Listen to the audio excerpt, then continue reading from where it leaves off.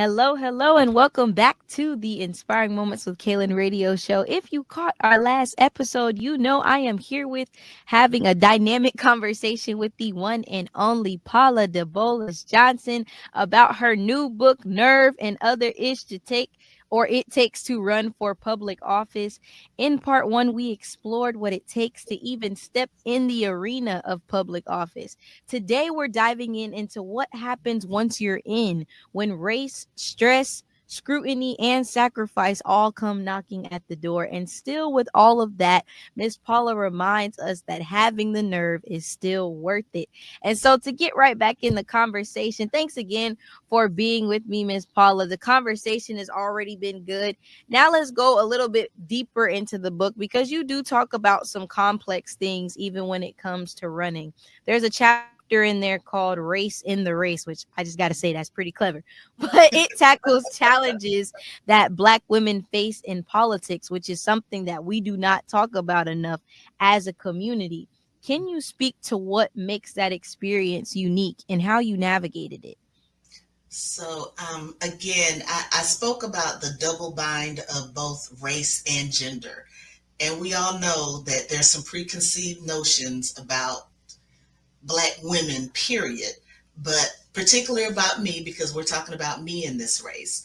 And what I found fascinating and disturbing was the fact that people had their ideas about who I was and they hadn't met me and hadn't done not one lick of research. You could tell just by the comments they were making. I'm like, we have a whole website with everything about me on it. And I listed a lot of things, especially about my experience in my education. So consistently having to prove my worth. And we're not even going to keep talking about stereotyping. We talked about hair. We talked about my weight. We talked about the fact that I was hot. I'm a Black over 50 woman going through my own season. And you're worried about how hot I look? And I thought they were talking about like hot, no, hot. Why are you sweating? Are you nervous? I'm like, you have these heavy lights on. You know, they're bright, they're hot, there's no air. Can you turn on the AC, please? So it was a lot of things happening, right? And I can be transparent about it. This is me, right? But this is what I know. I shouldn't have to turn myself inside out or become a different person just to serve my community. How does that even make sense, right? But what I'm grateful for is that I had a community of women who literally gave me life. They told the truth. They helped me find solutions. They provided wise counsel. They gave support, connections, and prayer and encouragement. And these are women that are actually in office, women that have been out of office for years, women that were running for office. And that community is called Win with Black Women. They gave me air. And all of us that were running, we had a place, a safe space where we could talk about the challenges that we were enduring, and all how to deal with the stereotypes. And we're all professional women. We knew how to do these things beforehand, but it's something different when you're talking about asking people for money or their votes, right?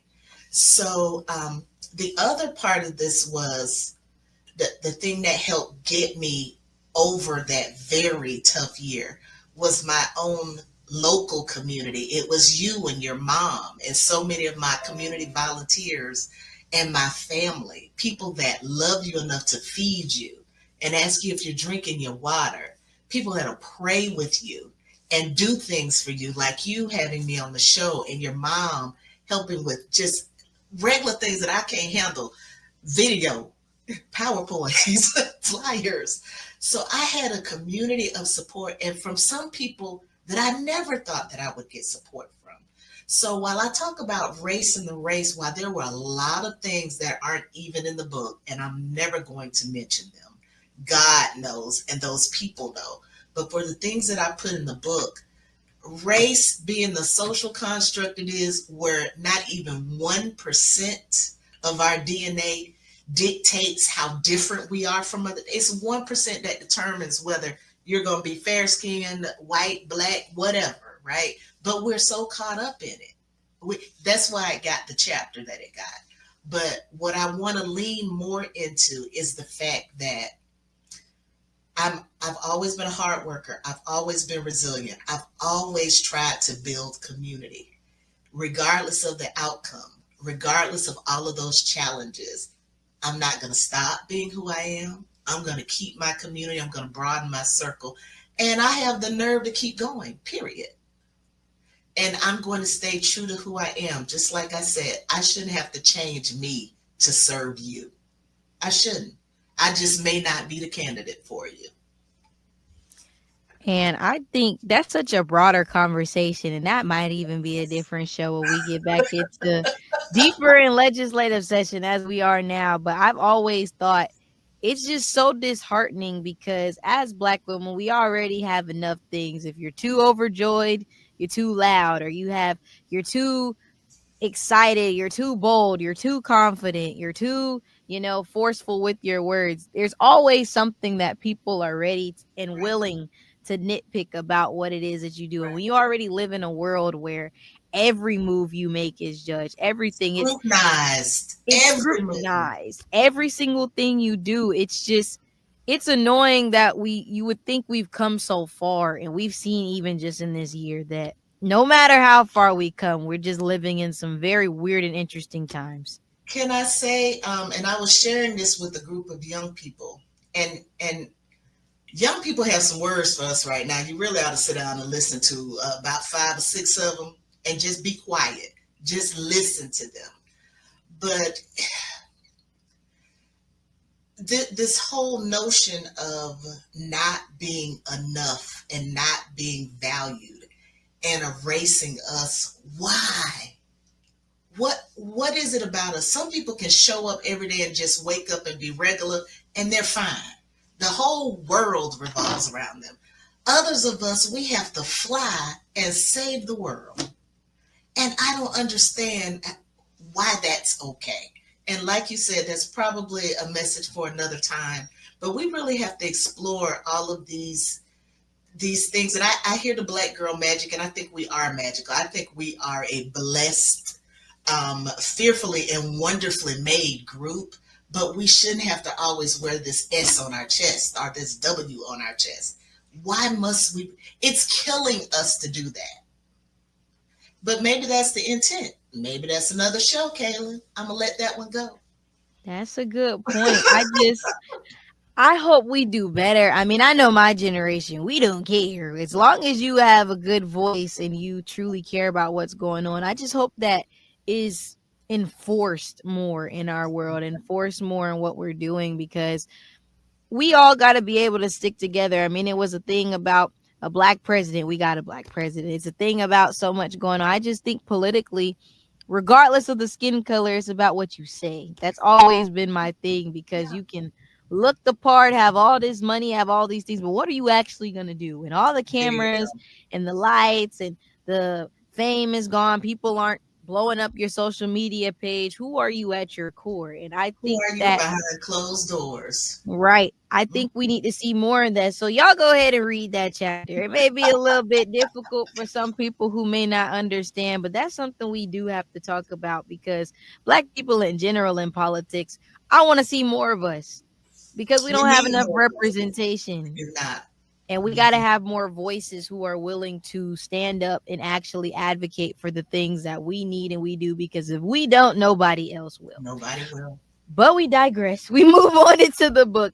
Now, even of course, we talk about race, you talk about dealing with that. But then there's also the moments, even in running for a campaign, where you deal with lonely days and lonely nights. You deal with those who everybody knows you have those people, or I support you in everything you do. Just let me know when this happens. And the minute you go and eat with the public about anything, the minute it's something big, now they're nowhere to be found.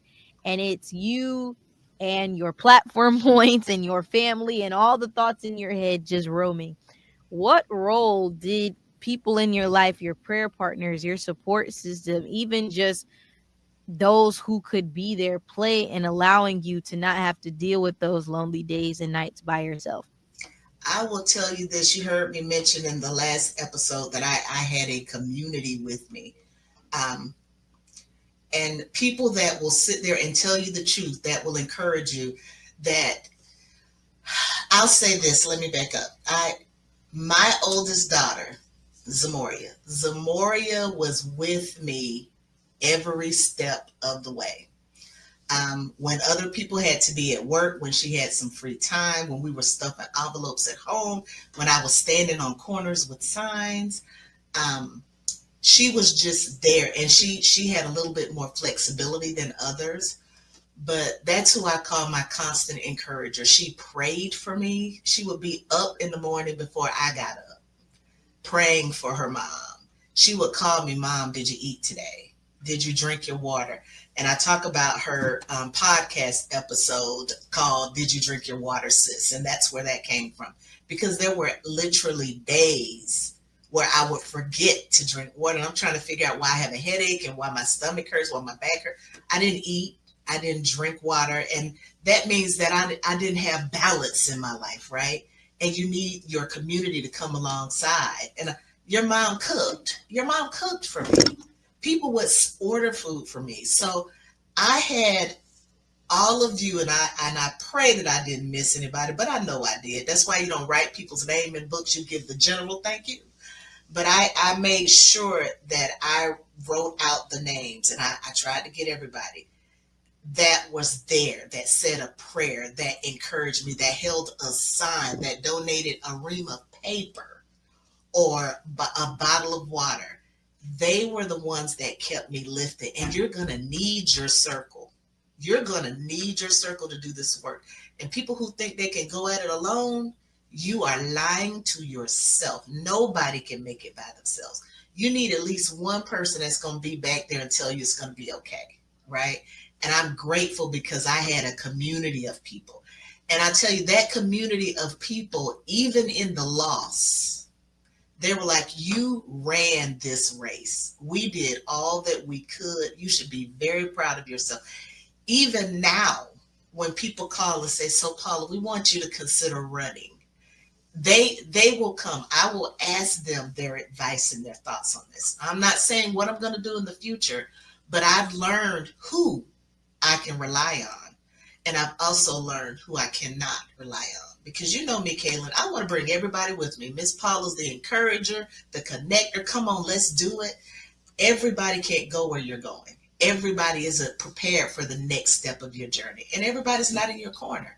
And that was one of the hardest lessons I had to learn. That the people that said, all of them that said they were with me, they were not. Because if people want you to win, they're going to help you win, right? They're going to show up when you call. They're going to not answer the phone until the race is over. And then they start calling you again. It's like, keep that same energy, baby. Lose the number. You weren't using it before. Act like it's not in service. So that was the hardest lesson because for this next journey in my life, I know who I can depend on. And I think that's the lesson God was trying to teach me. The Lord definitely does use situations we never would think we'd know about or be in to be able to teach us lessons. I mean, I had somebody to briefly tell me, even coming into college and as much great things, I had somebody say the same thing to me, that there are going to be some places that I go that everybody cannot go with me. And I've learned that the hard way.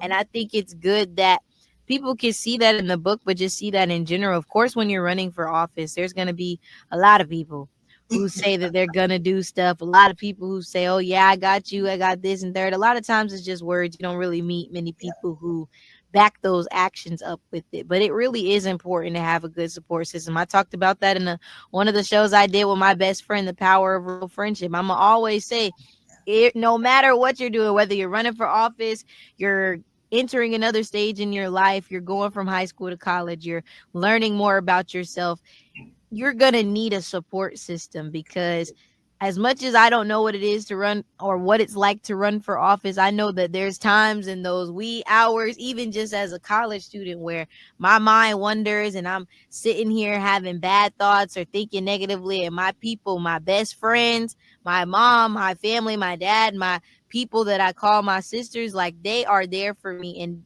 you don't realize how many people you're going to need to uplift you, especially when we get into the book where you talk about health issues and you Mm, talk about backlash and mm. personal sacrifice, as you say, when ish hits the fan, when stuff happens and you just don't know how to keep moving forward. Through all of those things I mentioned, of course, your support was there, but how else did you keep going? So again, so shout out to Cory Booker, right? Woo! I probably could have done a little bit more in terms of preparing physically. I was prepared mentally because what a lot of people don't know is I prepared almost 4 years for this journey. I knew when I was at FAMU, when I was the president of the Hatchet Law Club, I remember telling former judge, and I think he's deceased now, Judge L.C. Hastings. He was a family friend. I said, "Yeah, I'm gonna do you. I'm gonna be like you." And he was like, "You got it in you. You can do whatever you want to do." He said, "Keep your nose clean, like you're doing, and just stay away from the boys." That was his advice to me, right? But I always knew that I wanted to be a public servant. That I'm a political science major. I'm a politics nerd. That's just who I am. Love it, right? There's some things that you have to prepare for to do this work, and I wanted to bring the best version of myself to the people. So I took a lot of different trainings, and those trainings are listed in the book. But I also asked a lot of questions, did a lot of research, and I prepared mentally. Of course, you have to prepare financially because it takes a lot of money, right?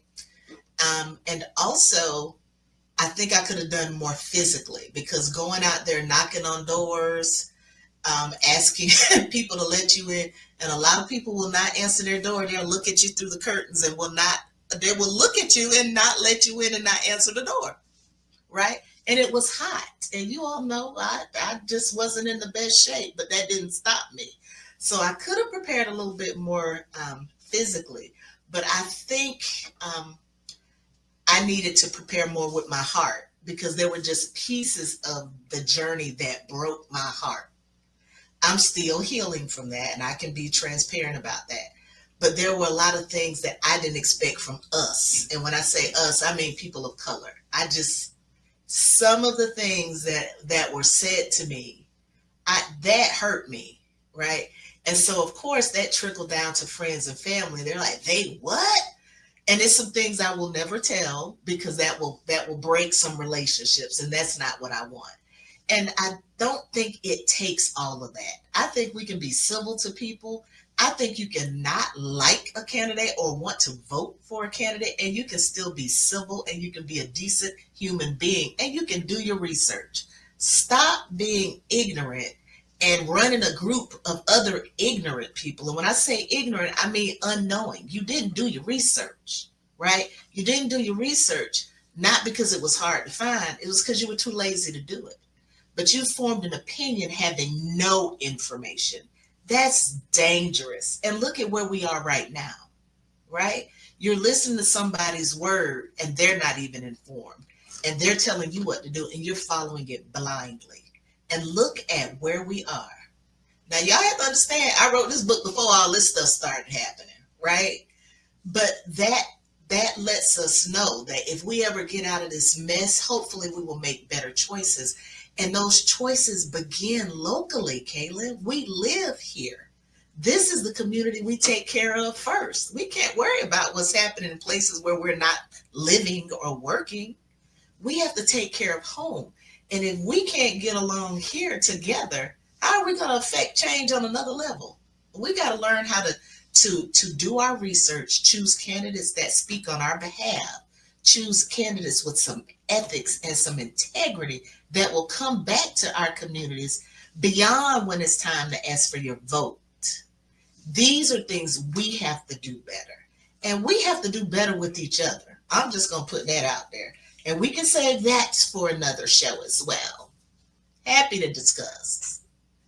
It's a lot of great things in life lessons. That's why I'm saying I need people to read it. And I don't just push things, but this is real life experience. There's going to be some things that, whether you're running for public office or you just simply walking day by day, that you still could read this book and it got nothing to do with running for office. And it still has something that you're learning. But I'm grateful to know that you took the time to really talk about it, because it's not easy to go through the journey of doing something, putting your all into something, and then having to deal with the aftermath of it. And I think that it beautifully came together just in one written piece of work to be able to have that. I mean, the coolest thing, there's resources as well in the back of the book if you are interested or you want to learn more. And I think that's great because a lot of people need to be pointed in that direction. But just two more questions before we wrap up. What do Okay. you want readers, especially young aspiring change makers, to walk away with after reading the book? So I kept these things in mind when I was writing Nerve. I wanted to evaluate, educate, and encourage, the three E's. Evaluate the race, what I could have done differently or better. Educate others about the process and the things that they may not tell you in the trainings and workshops. And encourage those who have a passion for helping others, um, who want to make their community stronger, more resilient, make them just better and more equitable, to just do it. Go out there and do it. You have the tools. And if you don't have the tools, there are plenty of us that'll help you. I want them to be encouraged. I want them to run for office, knowing that there are people like me and there are lots of people out there in the community that are willing to help you. They just need to know your heart, right? And we need more women. You said it earlier. We need more people of color. Our electeds, the dais should be reflective of our community. We need more women because we know when women run for office, they think about the community as a whole. They don't just think about themselves, right? That's research. Y'all can do the research on your own, right? But we need more diversity. And I know it's a bad word to some, but our leadership should look like our community. And when we have all of those diverse voices, diverse races, diversity of thought, education, background, experience, that makes us better and stronger. Period. So I want young people to know we need you. We want you to run for office and we will help you. Now, the last thing, and before I go to the last thing, that is important. I want to see more people in office. Now, I know y'all joke around and be like, Kaylin, run for. No, I don't have the nerve yet. I don't know if the nerve will hit me. We shall see as I continue to grow. Because God knows. as Miss Paula said, it is a lot. It takes a lot. I've watched other people do it, and there's just some things as a journalist I'm already in. I don't know if I can do that, but we shall see. But as we kind of think about the end of the book, of course, you have the chapter about the aftermath, and then your final thoughts is unclutch your pearls. And that is something that people have to learn to do at the end of the day, whether it's the outcome you wanted, the outcome that happened. You do have to learn to do that. So, what does that mean in the context of politics? And what final word of courage would you give to someone standing at the edge of their calling but afraid to take that leap? That's a really easy question for me right there. 2 Timothy 1:7. Period. For God has not given us a spirit of fear, but of power and love and a sound mind. If you're going to be an advocate, a change agent, a leader, it's none of that is for the faint of heart. It's a ministry, and it can't be a ministry unto yourself. It's about serving the people, and we need people who are here to help care for and support the people. And and we all have a choice. And I said it earlier, we're leaders. And your choice is to lead, follow, and if you don't get in the way of other people that want to do the work, you're doing the right thing, right? But if you have a passion for serving others, jump in. That's your calling. Do it. Just unclutch your pearls. Get over yourself. Do it.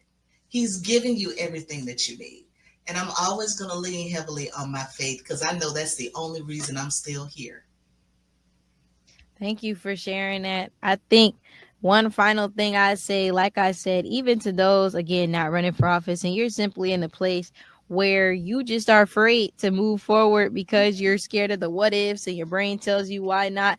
As much as people say, why me, it is that question of why not you. There's so many people who are so stuck on the why me or why this. And I ask myself that question too. I'm not going to We sit here all and do. say We that all I do. haven't had a moment where I'm just saying, God, why? I do everything else. Why am I in this place? But we are positioned in different places in our lives for a reason. So embrace that.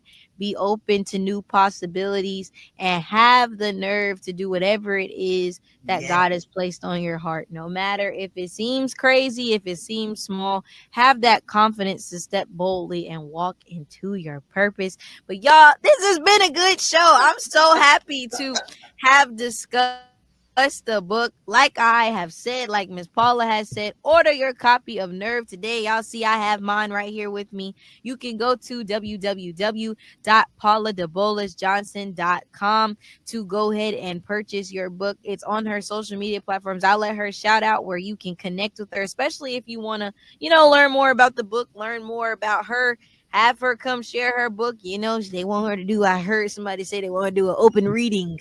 Have somebody do an open reading. Share ways people can connect with you, Miss Paula. You can find me on my website, pauladeboles-johnson.com. That's also where you can purchase the book. You can follow me on IG at Paula_DeBoles-Johnson or Facebook at Paula.DeBoles-Johnson. And Kaylin, thank you so much for this opportunity. I have had a blast, love. I'm so grateful that you agreed. I always love having conversations. Like I said, you're not new to the show. True to the show, I always have fun. I've had Zamoria on too, and she gives powerful moments just like Miss Paula does. But y'all, I just really want y'all to support. Like I said, and I open this floor to anybody. If you have anything going on in the community, you have a book that's coming out, let's talk about it. Let's chat about it. I want people to be able to see what's going on in the community. I want you to be able to hear those insights. No matter what you do, just make sure that even if you have anything going on, put yourself out there. Nobody will know anything unless you say something. And that's how we work together as a community. That's how we restore our community now, by consistently lifting things up and making sure that everybody knows what's going on. Now, before I wrap up and I keep going into things, I do want to go ahead and invite you all to Life Changer Church of God in Christ for our Easter production, which will be happening Sunday, April 20th. That's at 11 a.m. We are presenting Kingdom Decisions, Life After Death, and it is going to be a powerful, powerful show. Yours truly is helping with a little bit of dance and going to be acting as well. But it's more than just a performance, it's ministry for us. I really do feel like you're going to be able to get something good. So if you don't have anything going on for your Easter this weekend, please make sure that you are in the house with us. I know everybody, you got some people who Christians on Easter and Christmas and all that.